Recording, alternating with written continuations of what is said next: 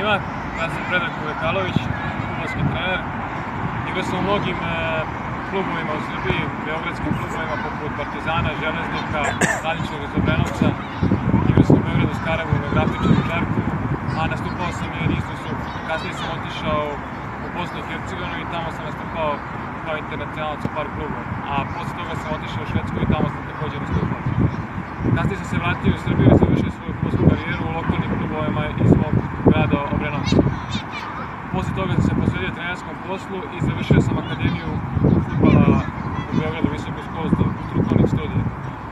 Radio sam kao trener u Obrenovcu 1905, da su ponikli mnogi fudbalski asovi poput Nemanje Matića, a trenutno radim u Intersportu u Šangaju, gde radim već 2 godine. Želeo bih ovom prilikom da se zahvalim svim svojim profesorima na Akademiji fudbala, a posebno bih se zahvalio direktoru Akademije Stefanu Joviću, koji su doprinali moje školovanje, doprinalo mog fudbalskom i trenerskom radu. Pozdrav više Šangaju.